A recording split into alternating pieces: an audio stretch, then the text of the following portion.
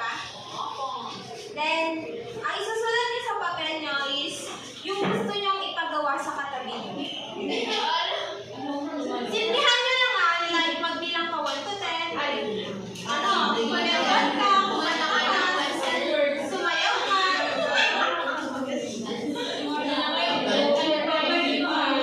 Basta, kahit sinong katabi niyo. Mag-isip kayo na any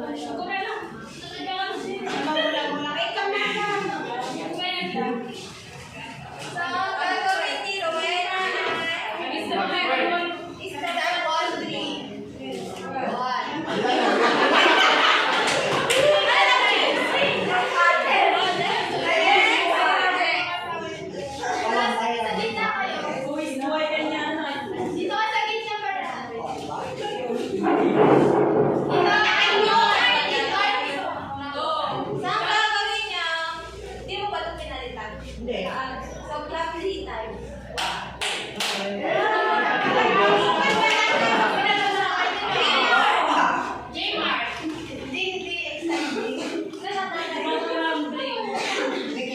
So, ang gagawin ni Gerard, sumigaw ng Darna. With action, Darna!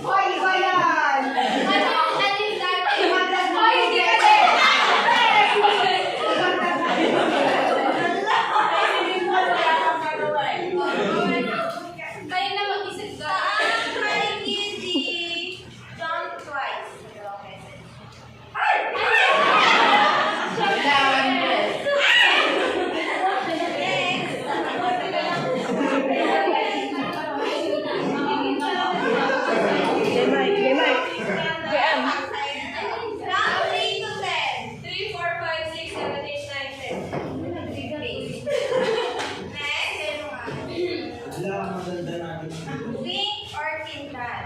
5 times. 5 times. Uy, wala. Ligaw, 5 times. Ano?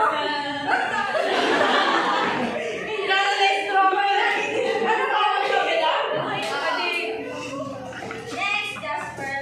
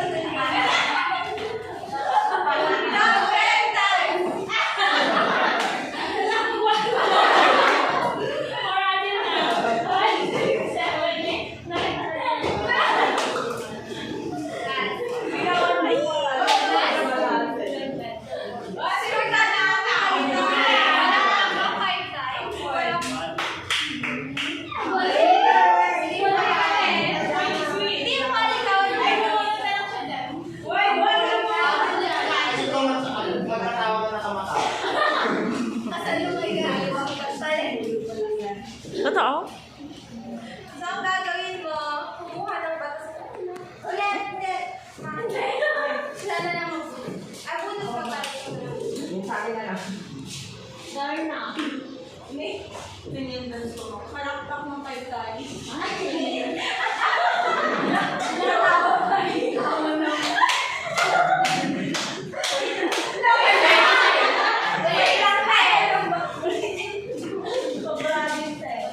So, okay na. Maano na kayo. So, from that activity, diba sinabi namin magsulat kayo, then magplano kayo kung paano nyo gagawin yung sinulat nyo. Ano sa tingin nyo ang magiging lesson natin today? Palakpak. Anyone? Three. After planning, you need to invent. Sino pa? Wala na. Yes, tama. After you plan, after you write, after you plan, you implement. Diba ginawa nyo? After nyo sinulat, tinano nyo kung paano nyo i-execute yung sinulat nyo, then after doon, in-implement nyo, pinakita nyo dito sa harapan kung paano nyo gagawin yung sinulat nyo. Third topic for today. So, a short recap from our last discussion. What is curriculum implementation again? Anyone? Short recap. Mali. From the word implement, you need to put in action what you have planned and what you have decided. Another one?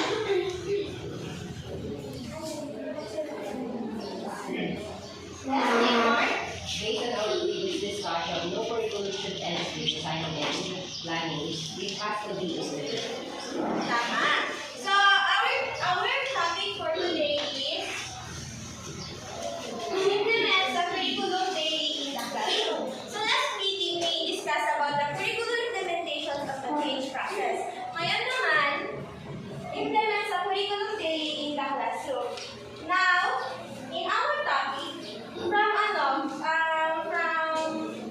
from this topic, ano sa tingin nyo yung pinopoint out ng topic natin today? Yung tinutukoy niyang curriculum dito?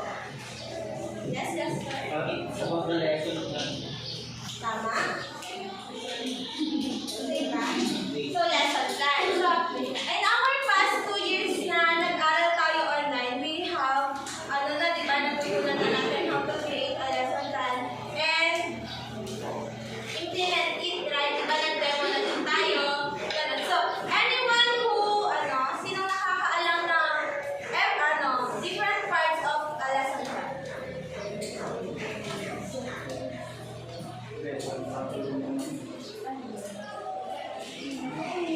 Evaluation. So, wala muna. So, mamaya na lang yung discussion. So, next. So, our learning outcomes. Ibasa. Use the components of a daily plan for each. Identify intended learning outcomes. Match learning outcomes with appropriate teaching methods. So, tandaan na yung learning outcomes natin because after this discussion, tingnan nyo if na-meet ba natin itong learning outcomes. So, starting the class, right, laying down the curriculum ba? We prepared a script or laws of our report. So, let's say for example, sa lesson plan, if you created a lesson plan sa, kasi di ba sa college, syllabus or syllabi ang ginagamit. Pagka natin sa high school, di ba lesson plan na magaling. And mapapansin nyo ba na masasabi natin tama yung ginagawa ng teacher kasi maplano niya kung paano niya sisimulan yung lesson niya. On how to motivate first the students para maging active sila to participate para hindi yung nagsusuya actin sa gilid, nakikipag-usnisan na antok, mga okay. So these are the main parts of a lesson plan. Di ba nung pinagawan tayo ng lesson plan, hindi naman tayo gumawa ng lesson plan basta-basta. They introduce us the different parts of a lesson plan. Kasi paano mo magagawa ang isang lesson plan if you did not know kung hindi mo alam ang different parts of a lesson plan? Magiging, magiging successful ba yung lesson plan na ginawa niyo kung hindi niyo alam yung parts? No, di ba? So, kailangan nalagyan natin yung different parts of a lesson plan. First is the objective or intended learning outcomes. Next is subject matter. Third, procedure strategies of the teaching. Fourth, assessment of learning outcomes o ALO. Fifth, assignment or agreement. Dito sa mga nasabi na to, nung gumawa ba kayo ng lesson plan, is nagawa niyo ba lahat to? Diba? Yes po! So, throughout this discussion, malalaman natin yung ibig sabihin ng mga objective or intended learning outcomes, kung anong pinagkaiba ng objective at intended learning outcomes.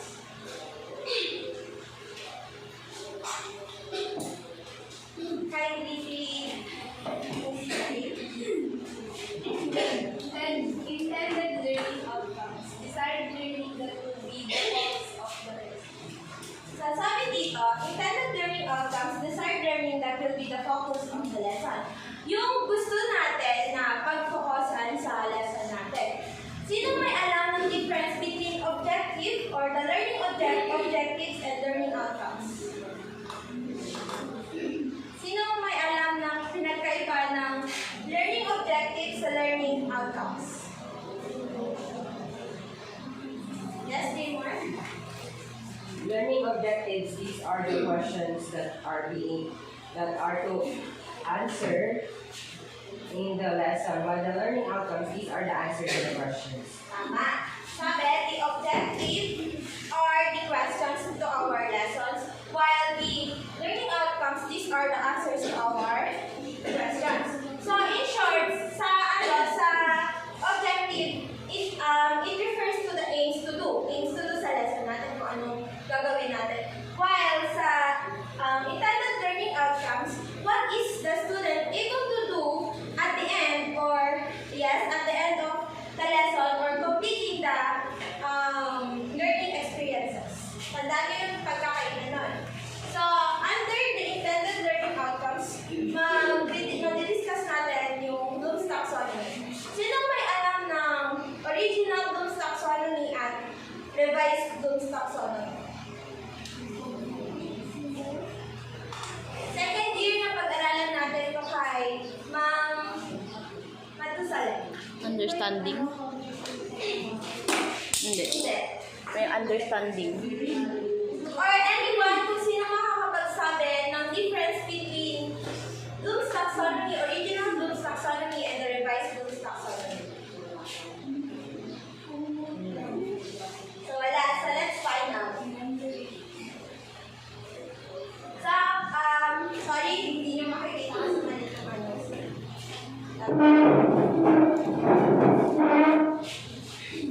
So from observing the figure here, ang is magkaparehas sila, but ang pinagkaiba, yung highest is nag-exchange. Kumbaga dito sa original Bloom's Taxonomy, the highest is the evaluating, while in revised Bloom's Taxonomy is creating. Alam niyo na? Opo. So, ayan.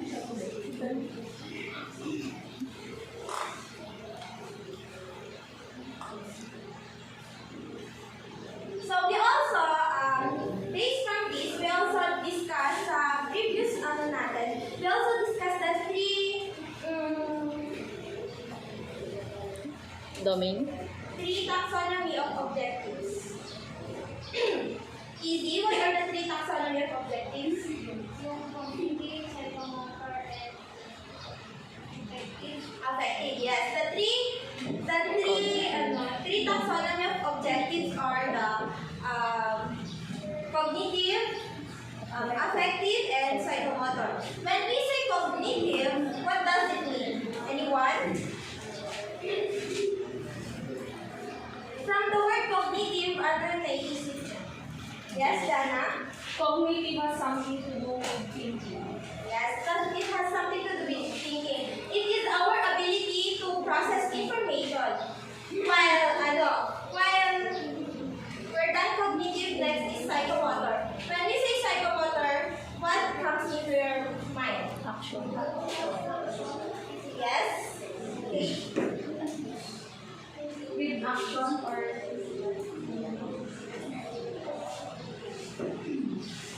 Yes, with action. We are using our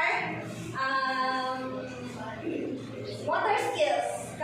Always remember, kapag cognitive, it's our mind. But psychomotor, it's our motor skills. And how about the affective? Emotion.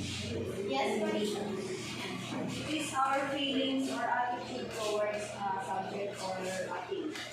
Tama. It is our feelings. Yung nararamdaman natin. Ngayon, alam na natin what is cognitive, affective, and psychomotor. And we also discussed the Bloom's taxonomy. What do you think, where does Bloom's taxonomy categorize? Yes, Mr. Payman. Bloom's taxonomy is under cognitive Why? because it requires remembering, thinking, creating, analyzing. Tama. Bloom's taxonomy can categorize into cognitive. Always remember that Bloom's taxonomy are categorized in cognitive. Is categorized. So next, these are the revised Bloom's taxonomy. So we will focusing on the revised taxonomy. Yung pinakamababa is the remembering.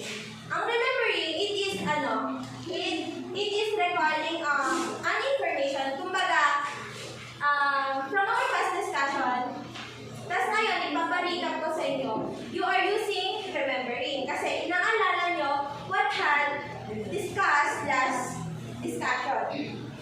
Next is understanding. Making sense of the material you have learned. So, hindi naman, we are not just reading, we are also understanding what is written in the books. Ganun.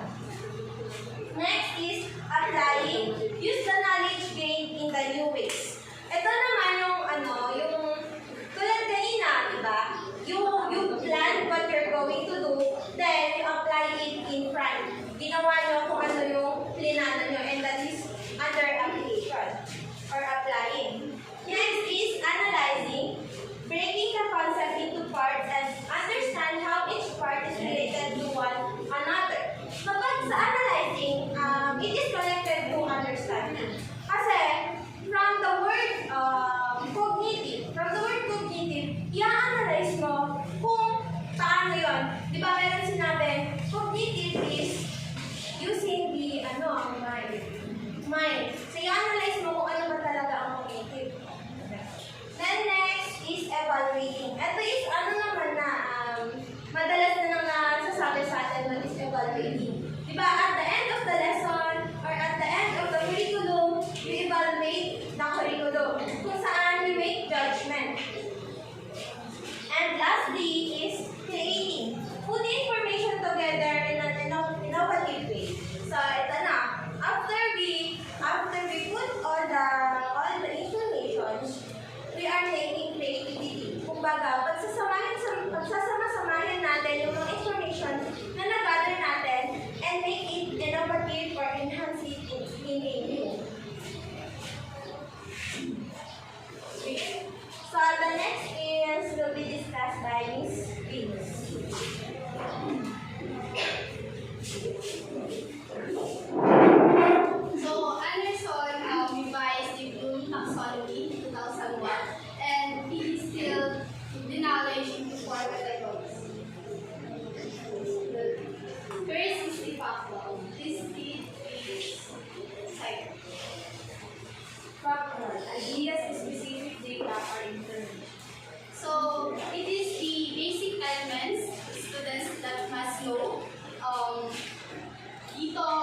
dito dapat alam natin yung mga meaning or definition. And for example is in glossaries or terminologies. In glossaries, there are list of terms with definition, right? So that mas kailangan malaman natin yun. And in conceptual, this one. Conceptual. Words or ideas known by common name, common features, multiple specific examples which may be either concrete or abstract, facts that are interrelated with each other to function together. Okay. So in factual is dito na nalaman natin yung meaning. So in conceptual naman is dito na natin kailangan na natin i-understand or mas so in conceptual is it is the understanding of the definition or meaning, or it is the relationship of the basic elements in factual into larger structure for us to for us to able to function it together. So yung parang information or yung information na nakuha natin sa factual is kailangan natin i-understand sa conceptual para and then kailangan it will able to connect. And next in procedural is Procedural, how things work is step-by-step actions, methods of inquiry. so from the word procedure, it is about process. We know that it is about process or the action that how we achieve our goals. And for example is riding a bicycle. Siyempre, hindi ka naman agad-agad na matututo or pagkasakay mo ba yun is alam mo na ba agad mag-bike? Diba hindi? So there is always a process sa and next is the metacognition.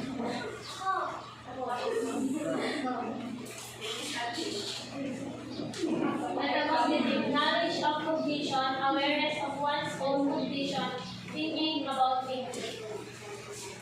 So awareness of one's own condition. It is refers to what individual knows about themselves. For example, is self-assessment. So kailangan malaman nila yung level of understanding nila kung gaano yung level of knowledge na meron sa kanila.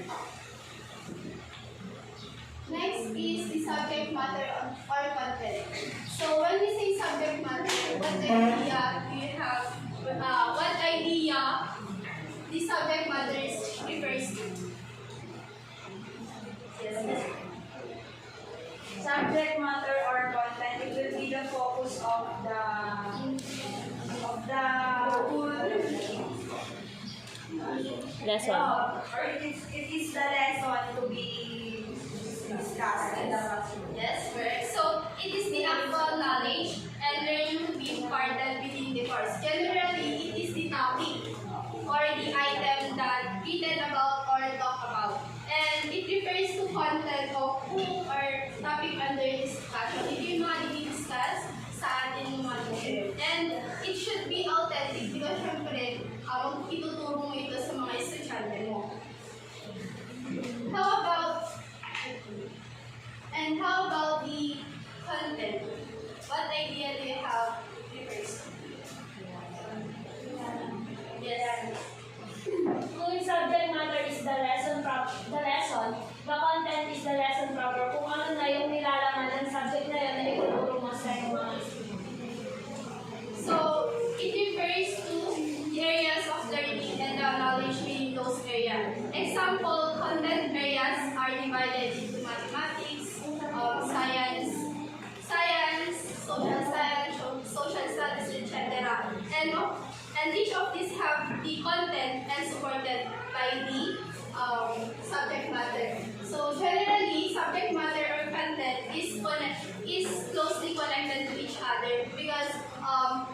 Content contains subject matter.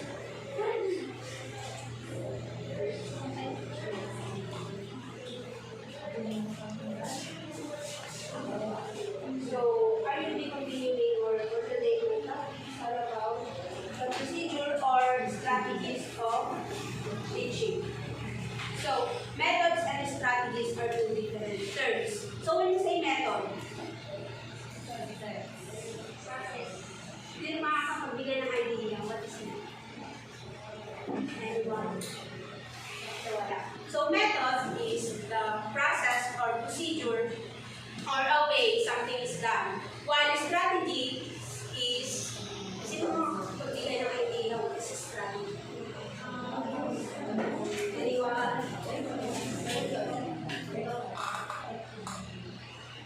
Margie? Kung sa procedure is yung base, sa strategy naman kung paano mo i-apply yung mga procedure. Yes, so strategies is the strategies are goals. It is the set of action and plans to achieve one aim or goal. So let's have a short recap about what we have discussed last meeting. So we have said that curriculum implementation is the most crucial process in curriculum development, right? Yes. So yes. So now, procedure or methods and strategies is the crux of curriculum implementation. So why do you think so? In what way or how? Sorry?